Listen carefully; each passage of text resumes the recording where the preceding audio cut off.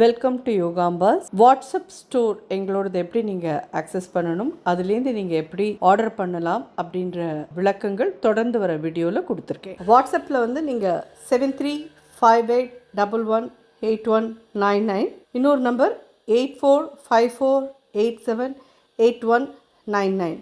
இது ரெண்டையும் நீங்கள் வாட்ஸ்அப்பில் யோகாம்பால் ஷாப் அப்படின்னு சேவ் பண்ணிட்டு வாட்ஸ்அப் வழியாக நீங்கள் கேட்லாகை பார்த்துட்டு உங்களுக்கு என்னென்ன தேவையோ அதை ஆட் டு த கார்ட் கொண்டு வந்துட்டு அதை நீங்கள் வந்துட்டு யோகாம்பாஸ்க்கு ஃபார்வர்ட் பண்ணினீங்கன்னா உங்களுக்கு அந்த திங்ஸ்லாம் நாங்கள் அனுப்பி வைக்கிறதுக்கு ரெடியாக இருக்கோம். ப்ளஸ் அதில் என்னெல்லாம் அவைலபிள் இருக்கோ அது எல்லாமே நீங்கள் பார்க்க முடியும். உங்களுக்கு என்ன தேவையோ அதை நீங்கள் 2 பேக்கெட் 3 பேக்கெட் எப்படி வேணுமோ அதுக்கு தகுந்த மாதிரி நீங்கள் ப்ளஸ் ஆர் மைனஸ் போட்டு நீங்கள் வாங்கிக்கலாம். தேங்க்யூ. வணக்கம். நான் உங்கள் அபிமான யோகாம்பால் சுந்தர்.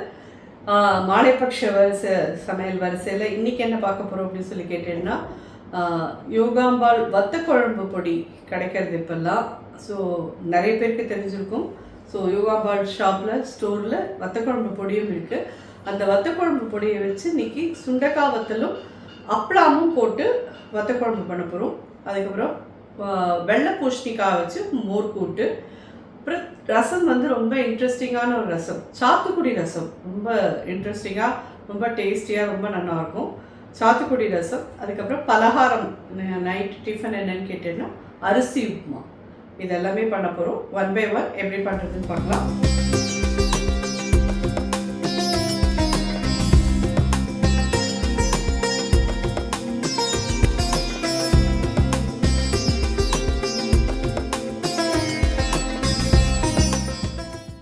முதல்ல இது எதுக்கு எடுத்து வச்சுருக்கேன்னு கேட்டேன்னா, அரிசி உப்புமாக்கு அரிசி என்ன பண்ணிக்கணுன்ற காமிக்கலாமே தான். இது நல்லா துணி வச்சு தொடச்சிட்ருங்கோ. இது துணியால் நல்லா தொடச்சிக்கோங்க போகிறோம். வாஷ் பண்ணிட்டேன்னா இது ரொம்ப ஊறி போயிடும். ஸோ ஜஸ்ட்டு தொடச்சி எடுத்துட்டுருங்கோ. இது வந்து ரைஸ் குக்கர் கப்பால் 1 கப்பு அரிசி, ஒரே 1 ஸ்பூன் வந்து துவரம்பருப்பு, ஒரு 1/4 ஸ்பூன் மிளகு, ஒரு 10 மிளகு போட்டுக்கோங்களேன். ஹேண்ட்ஃபுல் தண்ணி விடுங்கோ. இதை நல்லா அந்த மாதிரி மிக்ஸ் பண்ணி ஊற விட்டு நல்லா ஒரு 1/2 மணி விட்டுருங்க. அந்த 1/2 hour கழிச்சு இது கொஞ்சம் ஊறின்னு இருக்கும். இதை மிக்சியில் போட்டு ரவையாக பொடி பண்ணி எடுத்துட்டு அதுக்கப்புறம் நம்ம உப்புமா பண்ணுறதே பார்க்கலாம். அதுக்குள்ளே பாக்கி எல்லா சமையலும் நம்ம முடிச்சிடலாம். இதை முன்னாடி ஊற வச்சிடலாமே அப்படின்றதுனால தான் இதுக்கு ஃபஸ்ட்டு அரிசி உப்புமாவுக்கு என்ன பண்ணணுமோ அதை பண்ணி எடுத்து வச்சுருக்கேன். புரிஞ்சிருக்குன்னு நினைக்கிறேன். 1 கப் அரிசிக்கு ஒரே 1 ஸ்பூன் துவரம்பருப்பு, அதுக்கு ஒரு 1/4 ஸ்பூன், ஒரு 10 மிளகு கிட்ட போட்டுக்கோங்க. எல்லாத்தையுமே இந்த மாதிரி கொஞ்சம் தண்ணி விட்டு, அதாவது ஒரு ஹேண்ட்ஃபுல் தண்ணி விட்டு இதை வந்து நல்லா பிசிறி எடுத்து வச்சுருவோம். இது வடக்கு ஊறிட்டு இருக்கட்டும், பார்க்கலாம். நல்லெண்ணெய் 1 2 3 4 5 ஸ்பூன் கிட்ட விட்டுருக்கேன். கொஞ்சம் வத்த குழம்புக்கெல்லாம் நல்லெண்ணெய் இருக்குதுன்னு விட்டால் தான் நல்லாயிருக்கும். ஒரு 5 ஸ்பூன் கிட்ட கரெக்டாக இருக்கும். ஒரு 1/4 டீஸ்பூன் கடுகு போடுறேன், ஒரு 1/4 டீஸ்பூன் வெந்தயம், பெருங்காயம் ஒரு 5-6 கட்டி போட்டிருக்கேன். இதே மாதிரி இதான் சொல்லுவேன், நிறைய பேருடைய கேள்வி துவரம் பருப்பு யூஸ் பண்ணலாமா, பெருங்காயம் யூஸ் பண்ணலாமா, இதெல்லாம். ஸோ இதெல்லாம் அவாவா சௌகரியம். உங்கள் ஆற்றுல சொல்கிற சேர்க்கக்கூடாதுன்னா பண்ணாதீங்கோ. நான் எங்கள் ஆற்றுல சேர்த்துப்பேன். பிகாஸ் எங்கள் மாமனார் மாமியார் எல்லாமே எடுத்துப்பா, எங்கள் பாட்டி தாத்தா எல்லாமே கூட துவரம் பருப்புலாம் எடுத்துப்பா, பெருங்காயம் எல்லாம் சேர்த்துப்பா. அதனால எங்கள் ஆற்றுல இதெல்லாம் சேர்த்துப்போம். உங்கள் ஆற்றுல இது வழக்கம் இல்லைன்னா சேர்த்துக்காதீங்கோ. பைத்தம்பருப்பு மட்டும்தான் வழக்கம்னா பைத்தம்பருப்பு மட்டுமே வச்சு சமையலெல்லாம் பண்ணணும். உங்கள் வீட்டில் என்ன வழக்கமோ அது பிரகாரம் பண்ணணும். ஒரு 3 மிளகா வத்தல் போட்டு, அதே மாதிரி துவரம்பருப்பு ஒரே 1 ஸ்பூன். கடையில் வாங்கினதில்லை, இது ஆற்றுல பண்ணாப்பலாம். அதனால் இது போட்டு நான் பண்ணுவேன். உங்களுக்கு கடையில் வாங்கினதெல்லாம் போட வேண்டாம் அப்படின்னா நீங்கள் வெறும் சுண்டக்காய் மட்டும் போட்டு பண்ணிக்கோங்க. அடுப்பை சின்னதாக வச்சுக்கோங்க. கருவேப்பிலை போட்டுக்கோங்க. இந்த எண்ணெயில் இந்த அப்பளத்தெல்லாம் பொரிச்சுக்கோங்க. சில பேர் யாரோ கேட்டுருந்தாங்கிட்ட அப்பளாமல் பொரிக்காமல் அப்படியே பண்ணலாமான்னு. அப்படியே போட்டேன்னா நல்லா இருக்காது. இந்த மாதிரி எண்ணெயில் பொரிஞ்சிடணும். அது வெளியில் பொரிச்சுட்டும் இதில் உடச்சி போடலாமா அப்படின்னும் கேட்டுருது. அதுவும் பண்ணலாம். ஏன்னா இதில் வந்து தனியாக எல்லாத்தையும் பொரிய வைக்கிறதுக்கு கொஞ்சம் பொறுமை வேணும், கொஞ்சம் ஸ்கில் வேணும். அது பண்ண முடியாது அப்படிங்கிறவா வெளியில் பொரிச்சிட்டு இதில் ஆட் பண்ணிடுவோம். நம்ம யூஸ் பண்ணியிருக்கிறது 2 அப்பளம், உளுந்தப்பளம்ல 2 அப்பளம் போட்டுருக்கோம்.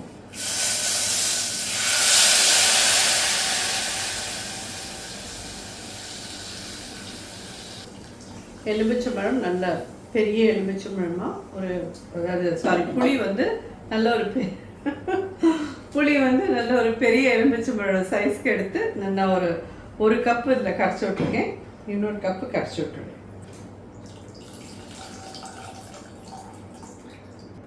புளி நல்லா தண்ணியாக கரைச்சி விடுங்க வத்த குழம்புக்கெல்லாம். அப்போ தான் நல்லா கொதித்து அது கெட்டியாகி சுண்டட்டும். அப்போ தான் அது வத்த குழம்பு நல்லா இருக்கும். புளியை நீங்கள் கெட்டியாக கரைச்சி விட்டுட்டேன்னு வச்சுக்கோங்களேன், அதோட வாசனையே ஒரு மாதிரி இருக்கும். அது வத்தக்குழம்பு வந்து அப்படியே ஒரு மணமாக ஒரு இதுவாக இருக்கும். வீடே மணக்கணும் வத்தக்குழம்பு வச்சா, அப்படி இருக்கணும். ஸோ அதுக்கு என்ன வழின்னு கேட்டேன்னா, அதை நல்லா புளியை வந்து தண்ணியாக கரைச்சி விடுங்கோ. கொதிச்சு கொதிச்சு கொதிச்சு கொதிச்சு கொதிச்சு நல்லா ஒரு 20 நிமிஷம் 25 நிமிஷம் விட்டுருங்க வத்தக்குழம்பு சுண்டுறதுக்கு. சுண்டினப்புறம் பார்த்தீங்கன்னா அது கெட்டியாகிடும். மேலே நல்லா எண்ணெய் இல்லாமல் வரும், ஜோராக இருக்கும். அது சுண்டைக்காயோட நம்ம இப்படி வறுத்துட்டு போட்டோமே கசக்காதானா? நிச்சயமாக கசக்காது, ரொம்ப நல்லாயிருக்கும். நம்ம ஒன்றும் நிறைய அள்ளி போட்டுல, ஜஸ்ட் ஒரு 10-15 சுண்டைக்காய் தான் போட்டிருக்கோம், நல்லாவே இருக்கும். ஸோ எல்லோரும் இந்த நாளில் வந்து அதெல்லாம் தான் பண்ணுறேன். வதக்குழம்பு வச்சுட்டு மேலே வறுத்து போடுறேன், அது மாதிரிலாம் அந்த கசப்பு அது எல்லாமே நம்ம உடம்புக்கு நல்லதுங்கிறதுனால தான் இது பண்ணியிருக்கா. அந்த நாள்லலாம் அப்படியே போட்டு தான் பண்ணியிருக்கா, ஒன்றுமே ஆகாது. அது ஒரு தனி டேஸ்ட்டு. கண்டிப்பாக எல்லாரும் இப்படி பண்ணி பாருங்க. அதே மாதிரி இதில் போடுற அந்த குழம்பு பொடியை வந்து நல்லா வறுத்து அந்த எண்ணெயிலேயே வறுத்துட்டெல்லாம் போடுறேன். அப்படிலாம் போடுறத விட இந்த மாதிரி கொதிக்க வச்சும் பாருங்க, இது எவ்வளோ நல்லா இருக்குன்னு தெரியும்.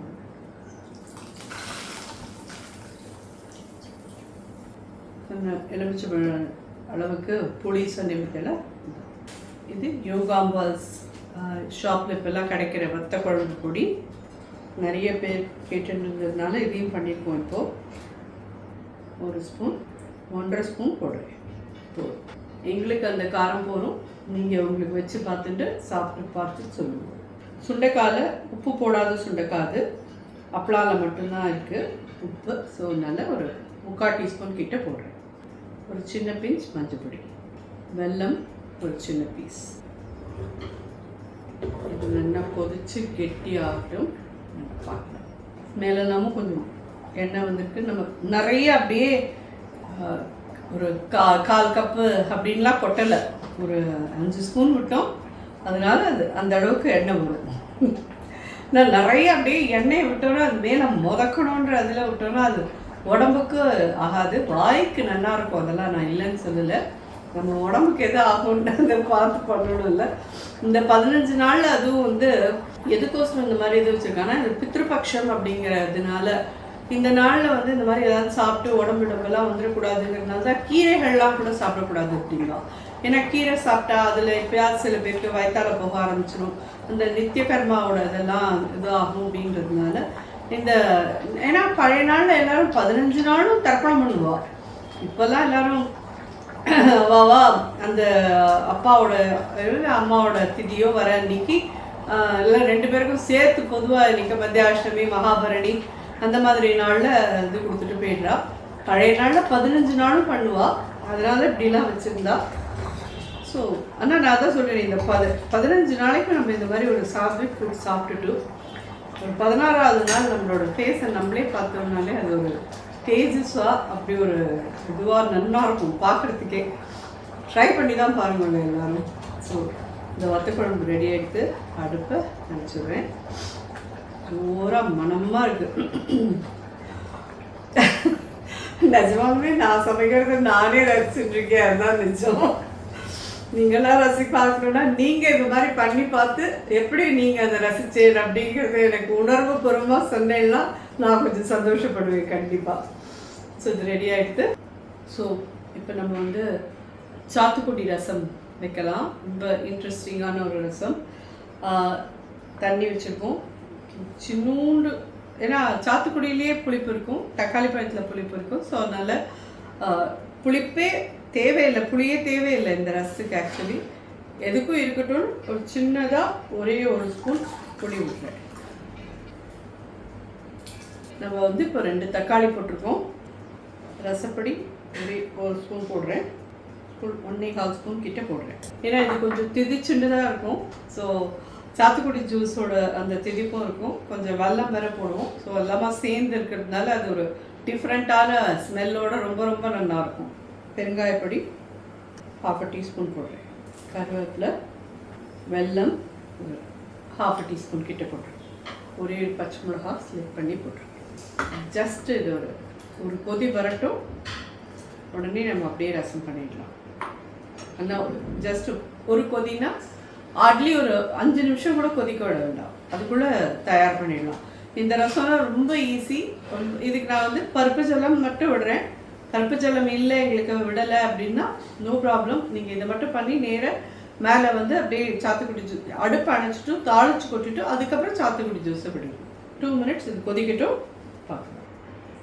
ரசப்படியாக வச்சுருக்கல அப்படிங்கிறவா வந்துட்டு தனியா ஒரு 2 ஸ்பூன், துவரப்பருப்பு ஒரே ஒரு டீஸ்பூன் போட்டுக்கோங்க, மிளகு வந்து ஒரு 1/2 டீஸ்பூன் போட்டுக்கோங்க, சீரகம் ஒரு 1/2 டீஸ்பூன், மிளகா வத்தல் 1, கருவேப்பிலை ஒரு 6. இது நல்லா ட்ரையாக ரோஸ்ட் பண்ணி பவுடர் பண்ணி இந்த ரசத்தில் போட்டுருவோம். அது ரொம்ப நல்லாயிருக்கும். அப்படி பண்ணிவிட்டு நீங்கள் பாக்கி எல்லா ஸ்டெப்பும் இதேமாதிரி பண்ணினாலே சரியாக இருக்கும். நம்மள்கிட்ட யோகாம்பாலோட ரசப்பொடி இருக்குது, அதை வச்சு நம்ம பண்ணிட்டோம். அதுதான் இது ரெடி ஆகிடுது. இது ஒரு 5 மினிட்ஸாக அது கொதிச்சுட்டுனா அதுக்கு மேலே வேணும்னு அவசியமே கிடையாது. ஏன்னா இதில் புளி இல்லாமல் ரொம்ப போடல. நம்ம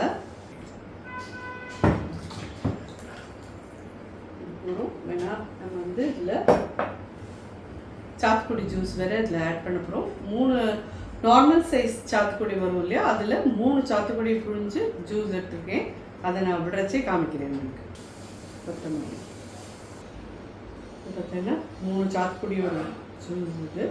இதுலேயே இது நல்ல மஞ்சளாக இருக்கிறது, ரொம்ப புளிப்பு இல்லை. இது கரெக்டாக இருக்கும் இதோட இது விடுறதே. உங்களுக்கு ரொம்ப பச்சையாக தான் இருந்தது, புளிப்பாக இருக்குது பழம் அப்படின்னு சொன்னால் நீங்கள் புளியே யூஸ் பண்ணாதீங்க. டைரெக்டாக நேராக இந்த சாத்துக்குடியில் இருக்கிற புளிப்பு மட்டும் போதும், அதுவே நல்லா இருக்கும். அப்படியே நான் நிஜமாகவே சொன்னேன்னா இவ்வளோண்டு புளி ஜஸ்ட்டு ஒரு 4 வாசி அதில் கொஞ்சமாக கரைச்சி ஒரே ஸ்பூனுக்கு விட்டேன் நான், அவ்வளோதான். வழியே ஜாஸ்தி விடவே இல்லை, விடவே வேண்டாம். எனக்கு கேட்டேன்னா புளிப்பு இருக்கும், இதில் இருக்கிற புளிப்பே போடும். இது மாதிரி மேலே ஃபுல்லாக நுழைச்சி வந்துடுத்தோ இந்த ஸ்டேஜில் இதை இறக்கி வச்சுக்கலாம். ஃப்ரெஷ்ஷோட நெய் 1/4 ஸ்பூன் கடுகு போடுறேன். 1 டீஸ்பூன் இந்த மிளகு ஜீரக பொடி. என்ன ரசம்னாலும் மேலே ஒரு சின்ன பிஞ்ச் பெருங்காயம் பொடி போடணும், அது ஒரு தனி வாசனையாக இருக்கும். இது ரசத்தில் வச்சுக்கலாம். ஸ்டேஜில் இதில் இந்த சாத்துக்குடி ஜூஸை விடணும்.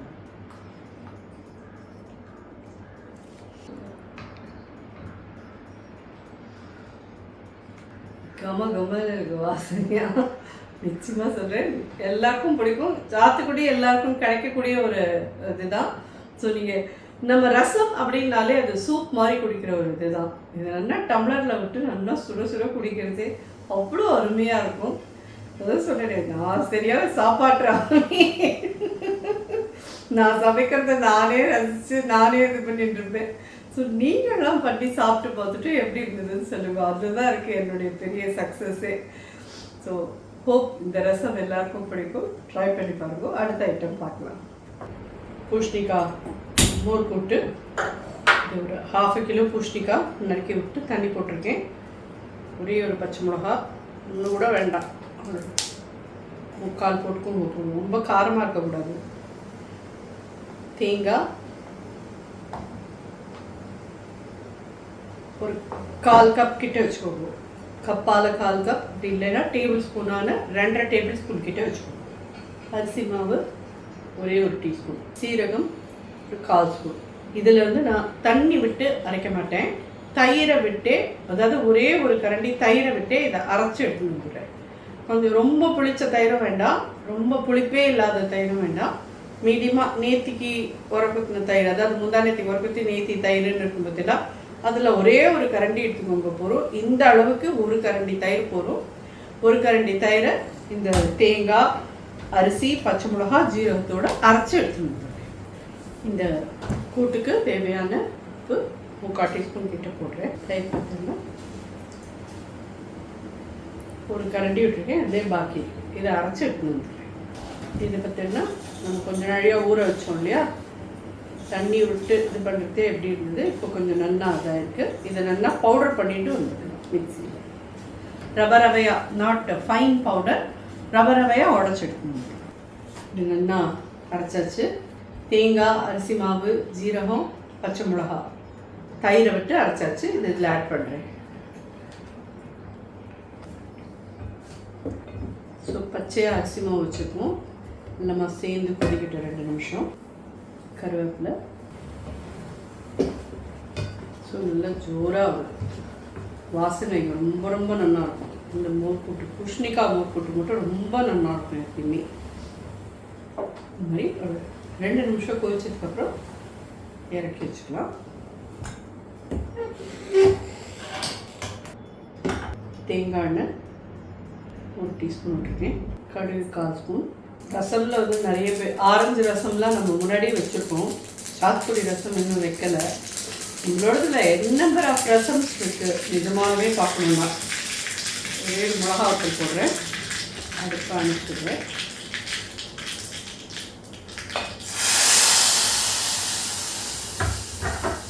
ஜோரான பூஷ்ணிக்காய் மோர் கூட்டு தயார். வத்தக்குழம்பு எடுத்து, சாத்துக்குடி ரசம் எடுத்து, எல்லாமே ஜோராக தயாராகிடுது. ஸோ இப்போ ஈவினிங் பலகாரம் மட்டும் ரெடி பண்ணலாம் வேண்டாம். ஸோ அரிசி உப்புமா இதெல்லாம் எப்படி ரவையாக உடச்சி எடுத்துன்னு வந்துருக்கோம் பாருங்க. ஃபைன் ரவையாக இருக்கும்.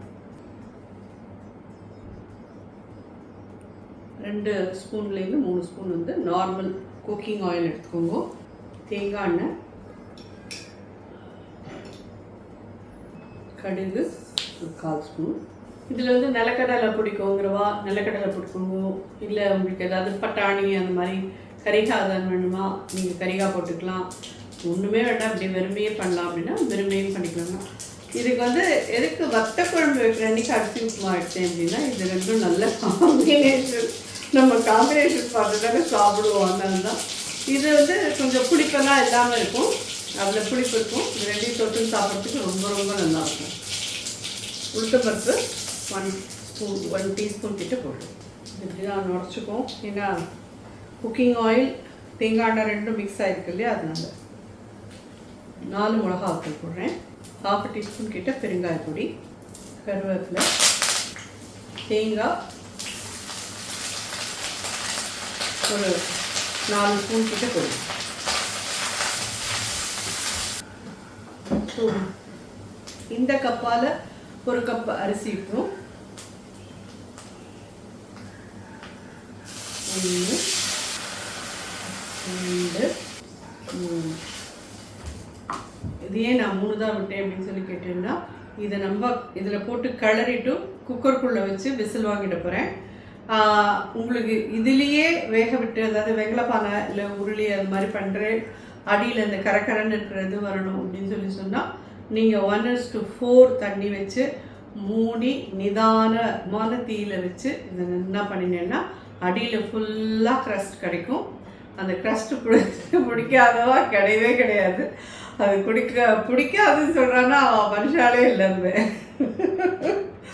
ஏன்னா அந்த அரிசி உப்புமாவோட அந்த அடி க்ரஸ்டில் இருக்கிற ஒரு சுகம் இருக்கு பாருங்க, அதுதான் தனி. இது சொல்கிறேன், சாப்பிட்ற விஷயத்துலலாம் இவ்வளோ ரசித்து நான் இது பண்ணுறச்சு எனக்கு எங்கேருந்து மோச்சம் தான் நான் சொல்லிட்டு இருக்கேன் தான். ஸோ இதில் அப்படி கையோட உப்பு போடலாம். 3/4 டீஸ்பூன்லேருந்து 1 டீஸ்பூன் வரைக்கும் போடணும். தண்ணி ஒரு கொதி வரட்டும். ஸோ மிளகாலாம் போட்டாச்சு, எல்லாமே போட்டாச்சு. பெருங்காயம் நல்லா 1/2 டீஸ்பூன் கிட்ட போட்டுருவோம். அப்போ தான் நல்லா உண்டுன்னு வாசனை இருந்தால் தான் நல்லாயிருக்கும். பட் நிறைய பேருக்கு உப்புமானாலே பிடிக்காது அப்படின்ற மாதிரி நினச்சிட்டு இருப்பேன். என்னை பொறுத்த வரைக்கும் உப்புமா தான் பெஸ்ட்டு அப்படின்னு தான் நான் சொல்லுவேன். ரவா உப்புமா ரவா உப்புமா ஒரு டேஸ்ட்டுனா இது ஒரு மாதிரியான டேஸ்ட்டு. கோதுமை ரவா உப்புமா இன்னொரு விதமான டேஸ்ட். உப்புமா வந்து வெரைட்டிஸ் ஆஃப் உப்புமா இருக்குது. அது ஒன்றுமே ஒரு விதமாக நல்லாயிருக்கும். ஆனால் சில பேர் வந்து இதை வந்து வெறுக்கிறேன், அது மாதிரி வெறுக்காதீங்க, பாவம் இல்லை. இதுவும் இது நல்லா தண்ணி தலைக்கிறது. இந்த இதில் ரவை ரவையாக உடச்சி வச்சுருக்கிறத போட்டுடலாம்.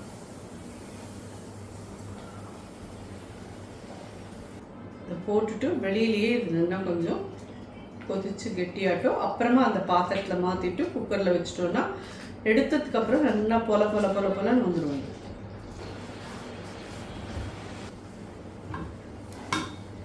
ஸோ இந்த அளவுக்கு கெட்டியானதுக்கப்புறமா ஏன்னா இதெல்லாம் உங்களுக்கு ஈஸி மெத்தட்கோசரம் சொல்கிறேன். இது டக்குன்னு ஆகிடும், ரொம்ப நாழிலாம் எடுக்காது. அட் த சேம் டைம் நல்லா வேகவும் வெந்துடும், வயத்துக்கு எதுவும் பண்ணாது. ஸோ நல்லா இது மாதிரி பண்ணிட்டேன்னா ஈஸியாக இருக்கும்.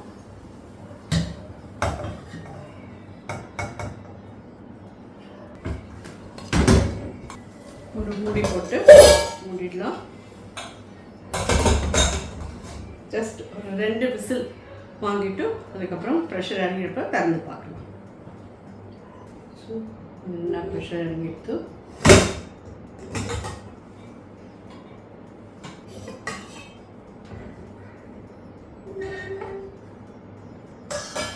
பார்த்தீங்கன்னா உங்களுக்கு தெரியும், அப்படி ஜோராக இருக்கும். அப்படி எடுத்து நேரலாம்